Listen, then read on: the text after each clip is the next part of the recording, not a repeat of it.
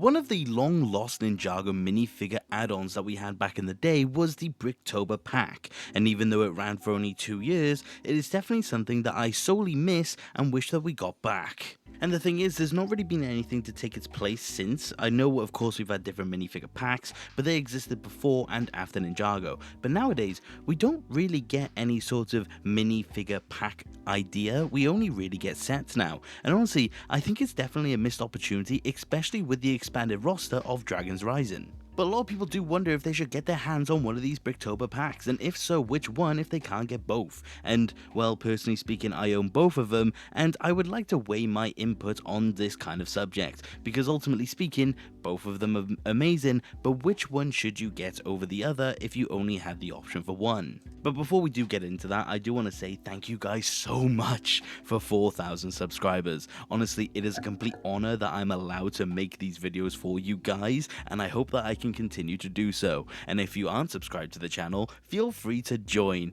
because honestly, the more the merrier, and I absolutely adore making these videos for you guys. But yeah, a little more on that on the end, but other than that, let's talk about some Bricktober minifigures. Now, I will clarify that when I was a much smaller channel, being at 500 subscribers, I did upload a review on the 2018 Bricktober pack, and I still stand by that video. I don't really have any sort of issue with that video, and that does mean I'll probably be a little more brief on the 2018 Bricktober pack, really talk about the 2017 one if anything, but ultimately I'm still going to go through all of them regardless. But honestly, if you want a bit more of an expanded idea on what that Bricktober pack is like, definitely take a look at that previous video. But honestly, this one will be fine just as well. But if we start to take a look at the box, I will say that this is one of those things where unless you're intending on keeping it in box sealed, this doesn't really matter all too much, because they only really adopt the aesthetic of the wave that they released with. The 2017 one having of course the 2017 aesthetic, and the 2018 one having the 2018 one, which is Hands of Time and Hunted respectively.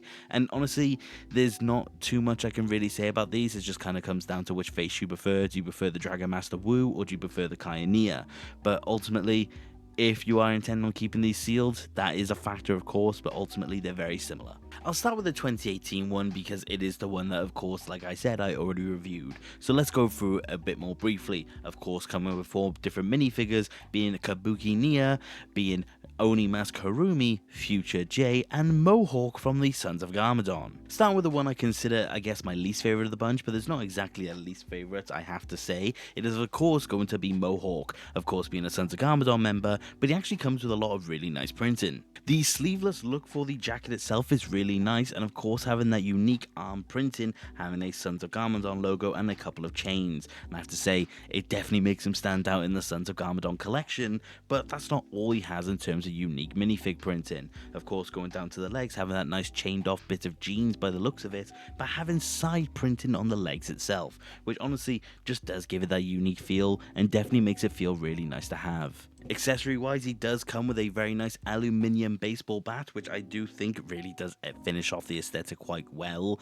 I think it's a really nice compliment to a Sons of Garmadon member, because at the end of the day, they're bikers, they're gang members, they're not exactly someone that would have weaponry, sharp blades, sides, nunchucks, nothing that you would really expect from them. So I think a baseball bat is actually quite good to go with it, but ultimately definitely one of the better ones that goes with one of these minifigures. He does look great with the rest of the Sons of Garmadon. I think he does just really complete the feel, and it's definitely one of those ones where I think overall he is just another fantastic minifigure that I think definitely did accent this pack quite well. I know a lot of people didn't really care for him, thinking he was a bit of a waste of a slot, and I think that price on him individually does reflect on it, but it's definitely one of those things where he's nice for the Sons of Garmadon collection, and if you have him, you won't be disappointed. The second one in this pack I will cover is probably going to be the next Sons of Garmadon member, just to keep up with the theme, and that is of course going to be the Oni Mask Harumi, and I have to say, she is fantastic. Funnily enough, we of course have just gotten the new casual Harumi for Season 8, so it's really nice to get, I guess, a non-Oni variant of that print, especially considering this is as close as we had to it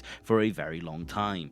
But the overall printing and look of this minifigure is absolutely astounding, coming in with that really nice stony finish and having on every single aspect of her, arms and legs included. I will say, personally speaking, on my copy, and I actually did mention this in my original video, the mask on her is really loose. It is the mask mask piece itself, and unfortunately I did try to switch out the helmet and it didn't exactly work. But it's one of those things where it still holds, it still does what it needs to do, and it's still a fantastic piece. But of course, QC may vary from person to person, and I just thought I'd mention it for mine, but it doesn't take away from the experience. She only really comes with 2 red katanas, and I have to say that's a little bit disappointing, because it's one of those things where I kind of wish we got something a little better, maybe a custom piece of her blade. I don't really know, but it's one of those things where I feel like we could have gotten something a little bit better than 2 red katanas, especially considering we never see her use 2 red katanas. She uses a blade, I know she uses a standard katana at one point, but I don't think she really uses anything else aside from that. Honestly, she maybe could have even have come with nothing at all,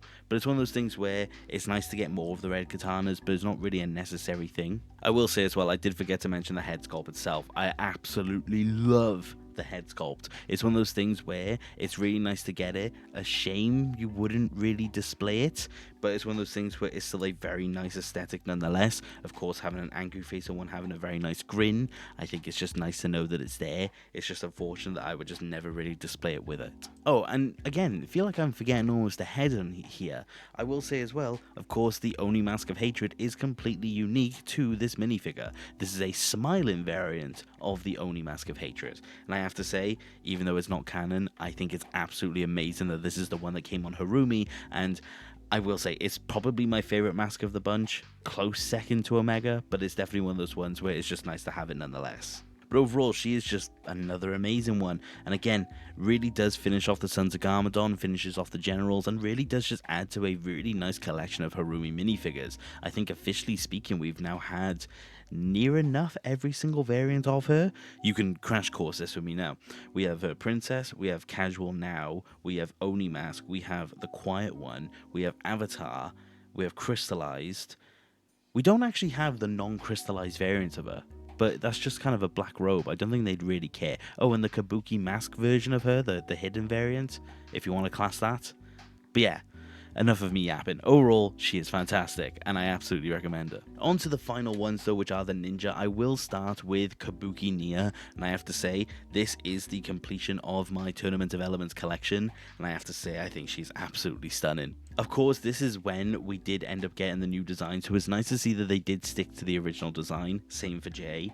I will say, though, as well, the sculpt and the print on her is absolutely amazing. The head print, one side has more of a classic looking face, and the other side has more of a new age looking face. I think the grin is just the grin Nia has, apart from the freckle that she has, and then the other side, like I said, just really does remind me of her original minifigure, so it's nice that you kind of have an option for both. She does also have that amazing arm print, which has the little bracelets to call in the Samurai X suit, and I have to say, this is the only instance that we ever got of her, but it's one of those things where I wish we got it again, because it would have been really nice to have added it onto other variants of her, but unfortunately this was the only instance, and you're not going to really gut a Kabuki Nia for someone else. But the rest of her is just really good. So unfortunately no side leg printing and no other kind of arm printing, so it's a bit of a shame to not get anything else apart from it, but it's still just really nice, and the accessory being the nice little fan really does accept and really amplify that effect, and I think she just stands out really in the Tournament of Elements collection. But again,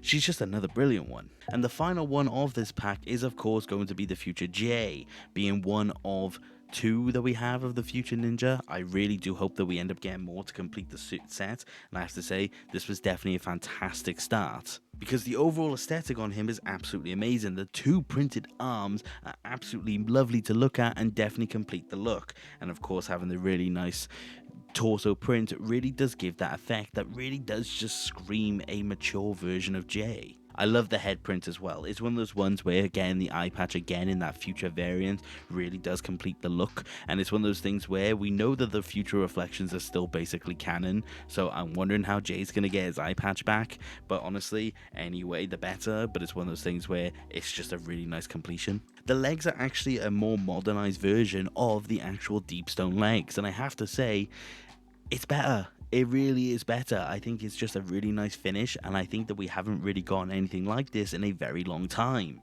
But it's one of those ones where, unfortunately, it wouldn't really go with the Deep Stone suits that we have, but it's just nice to think of a what if of a more expensive looking design, I guess, because obviously these minifigures were probably made with a higher budget, but it's one of those ones where it's a really nice looking print, but it's unfortunate that it's kind of just restricted to this one specifically. And then of course, just for the actual weapon itself, it's one of those ones where we only really get a staff with him, but it's all he needs. He's a sensei now, he's a master, he's one of those ones where he has everything he needs to do. This is all he really needs now. He's not a fighter, he doesn't need nunchucks. It's one of those ones where he can just use what he has and he can get away with it. But again, just sound like a broken record, just another amazing looking minifigure, and again, just completes out a really nice Bricktober pack. And well, let's get into the overall of this one. Because yes, this is overall an amazing Bricktober pack, and it was actually the first one that I actually got myself, and it was the reason I ended up getting the second one.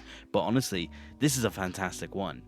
But is the other one better? Because these ones were the original release, and of course the first Bricktober pack, and it had a set precedent to stand, and I will say, it definitely did that. Coming with a white Ninjoid, Nero the Master of the Mind, a young Crux, and a golden rebooted Kai, it certainly did its job in giving us minifigures that we hadn't had yet. But was that a good thing, or was it a bad thing? Starting off with, which is in my opinion my least favourite of the bunch, it's going to be the younger version of Crux himself. And he's not bad because he's a bad minifigure, it's just got a couple things that I don't really have much of a preference for. Now, of course, it's really nice to get a younger and more vibrant variant of Crux's Time Twin armor. Of course, where you had it for 40 years more than Achronix, his one was more worn down, more darker, not really as nice looking as the Achronix armor, so it's nice to get a more vibrant variant of it, and I know a lot of people did want a young Crux at the time of the fact that this released. My problem comes from the fact that, for one, I wish we got a hairprint of this version, because of course we have one for older Crux and we have one for Achronix, but we don't have one for the younger Crux. So it's unfortunate because you can't really display him without the helmet, and of course the helmet is just the standard vermilion helmet, there's nothing really wrong with that. I kind of wish that we got something a little bit better, but yeah. But the other thing is that he doesn't actually come with the green cape, and it's one of those things where, of course, the older Time Twins had it, but he doesn't. And I feel like it's missing, and it got to the point where I even checked to see if I was just mistaken, and I checked to see if young Crux actually had the cape in the season itself, and he did. So it's one of those things where they should have included it. It very much should have been in this set, but of course it wasn't. So you've got two options. Either if you want to display your young Crux with an Achronix, either you have to take the old Crux's cape, or you have Chronix without the cape. And I just think that's really unfortunate overall, and I think it's honestly kind of a detractor from this actual minifigure. The other thing, of course, being the fact that his accessory wasn't even canon. It was this really weird side dagger-esque thing that they didn't really use, to the point where I've actually misplaced it, and it's one of those things where I just don't display it with him.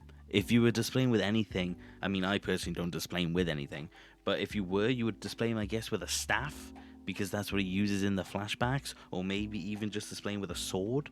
But it's one of those things where you just wouldn't really display it with the item that he got, and again, this kind of translates to the price of him individually, so it's just a weird thing. But overall, he's still nice, it's nice to have, it's just a nice little thing to fill things out with, more hands of time the better, but it's still just one of those ones where I was just a bit disappointed, and I just kind of wish for more. The second one of the bunch is going to be the white Ninjoid that we actually get in this set, and I have to say, this is definitely a very good looking minifigure. Now, correct me if I am wrong, but as far as I am aware, this is just a color flipped variant of the original Cryptor. And, well, that's all he really needed, that was all he really had to be, but it's one of those ones where it's still just really nice to get regardless, the main difference being that the head print itself actually wraps all the way around the head, and that's one of those details that I think make minifigures like this more than worth it. I have to say, I also can appreciate the fact that he just comes with two swords. We weren't ever really going to get a blaster, but it's one of those things where it's just a very nice detail to have, whilst not really canon. Of course, that was my whole issue with Crush, so I'm not really going to condemn it, but it's still one of those things where it's still just more fitting than the Crux one anyway, but it's still just also enough fitting that where I can kind of just accept it. I would say the only thing that really comes from it that made me a little more sad is the fact that I wish this wasn't the only way we could have gotten a white Ninjaroid, because personally speaking, this is of course my only one, and it's one of those ones where I would love to have had a couple more of them to really fill things out, to really show what he was actually doing. I mean, this Ninjaroid was a leader of a squad of white Ninjaroids, and well, I kind of wish we had a couple more just to really say that we had them. But unfortunately, we can always dream. But overall, he is still amazing, and I think he is another fantastic minifigure, and I will say he definitely stands out amongst my Ninjaroid collection because he kind of just has that presence about him. And yeah, I do just display him with my Ninjaroids because, well, he is one at heart, but it's one of those ones where you could kind of display him anywhere and it would be completely fine. But yes, on to the next. And this is going to be the Golden Rebooted Kai, and I have to say as well, just another amazing one, but similar to the other ones, just little inaccuracies. This version of Kai of course represents when he channeled golden energy in the Digiverse in Season 3, and he is one of 2 of the existing ninja that actually did get the Golden Rebooted treatment.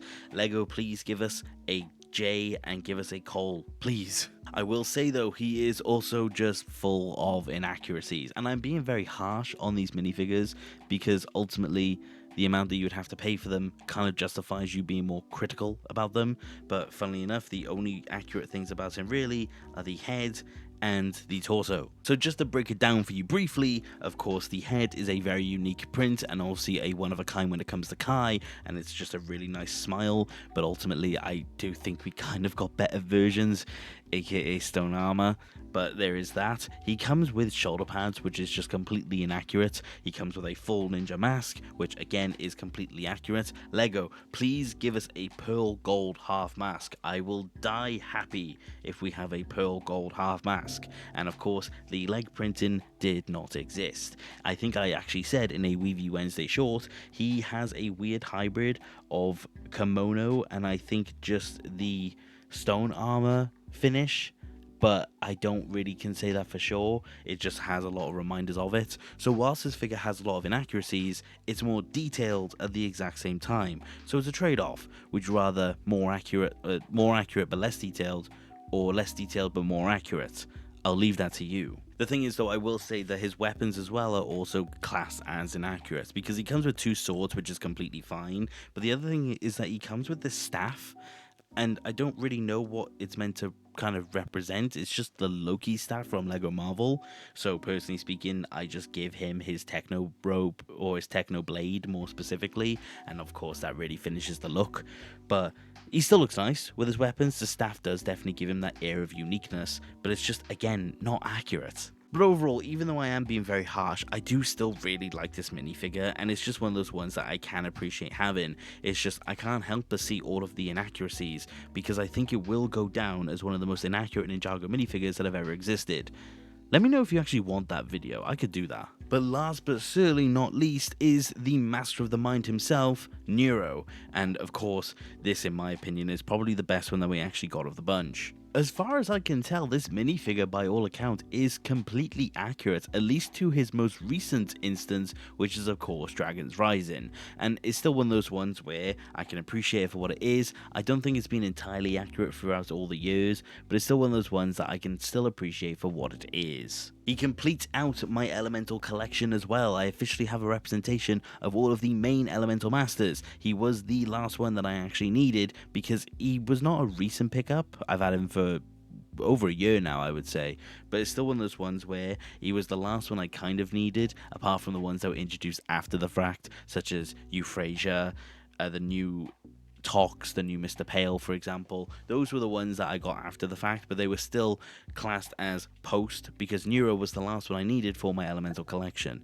because he definitely finished it out, and he's also the most expensive. But the print is nice. It's nice and simple. It's one of those ones where he didn't really have much going. I mean, the plain legs are completely fine. He does have plain legs in his most recent outing, and as well, I do like the dual molded hair as well. It just overall has a lot of different aspects that I really like. Some people don't really like the simplicity of him, but I personally do. As for his weapon, he just has got this piece to represent his mind power, and it is just a nice compliment. I personally don't display him with it, but I don't display any of my elemental masters with any sort of weapons or powers, so it's one of those ones where it doesn't really matter to me. But overall, this is definitely, in my opinion, the best minifigure of the bunch, and probably the one that most people actually wanted at the time and to this day, and I think that reflects because I'm fairly certain he is the most valuable of the bunch. But those are all of the minifigures from the bunch of Bricktober packs that we did get. But you may be wondering, which one do I recommend? Now, it's a difficult one because, I mean, the main thing we have to consider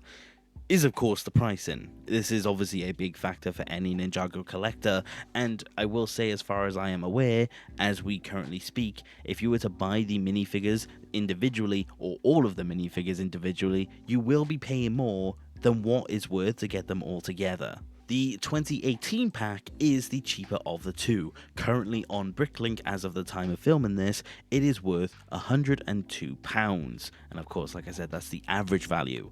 But I will say as well, in contrast, the 2017 pack has an average value of £220. So you're looking at double, depending on which one that you want. Now, does that of course translate to which one that you want, or more specifically, which minifigures you want? Yes. Because ultimately, if you have no interest in a Ninjoid, Nero, Crux, and Kai, you of course don't really need the 2017 pack, or if you just need one of them, you could get away with just paying less overall. But of course, I'm thinking you want a full pack, the full experience, new, sealed. Which one do you want to get? And of course, this ultimately comes down to which minifigures that you want, but in terms of the hard value, the 2018 pack is better. Now, of course, I do think of both of the packs, my favorite minifigure of the bunch is the Nero. I mean, I'm holding him right now, and I absolutely love this minifigure, but it's one of those ones where if you're not doing an Elemental Master collection, or if you just don't really care for Nero, maybe you're a newer fan and you don't really have much experience with him,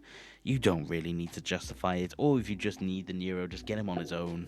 But the 2018 pack, in my opinion, has better prints, better details, has better characters, has just better overall completions depending on what you're after. Of course, Kabuki Nia, in my opinion, finishes off the Tournament of Elements. The Oni Harumi finishes off the Sons of Garmadon. Future J is really nice, and in my opinion, Mohawk is a great addition to the Sons of Garmadon. And like I said, it is much cheaper to get it this way than it is to get the other one. But that doesn't take away the fact that the 2017 one is much better, and of course it's much more valuable because it does hold minifigures that a lot of people do want. Because a lot of people do want a Golden Kai, a lot of people do want a Crux, a lot of people do want a White Ninjoid, and a lot of people want the Master of the Mind. But of course, ultimately, it comes down to whether or not you are willing to pay that kind of price. But I will say, if you need both, or if you want both, get both. They're great. I love having both of them so much.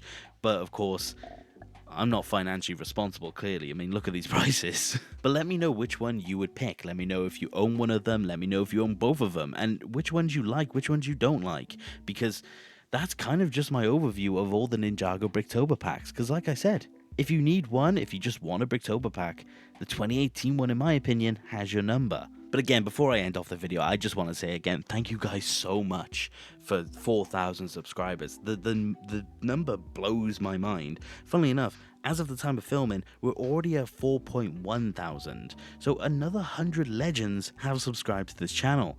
And thank you, every single one of you. It genuinely... And not a day goes by where I'm not appreciative of the amount of support that I get. All of your comments are amazing. I can't respond to every comment, unfortunately. I wish I could, but I can promise I do my best to read all the comments that I can. And I always take into account what you guys think, what you guys want to see. I mean, I do community-based videos for a reason. And fun fact, if you've stayed this long, the day of this going up, I'm probably going to be placing a new community video on my posts. So keep an eye out for that. But yeah, just a fantastic community, and every single one of you are amazing. I just can't thank you guys enough for everything that you let me do. But yeah, thank you for 4,000. Here's to 5,000. The 5,000 video, like I said, has been in production for a very long time.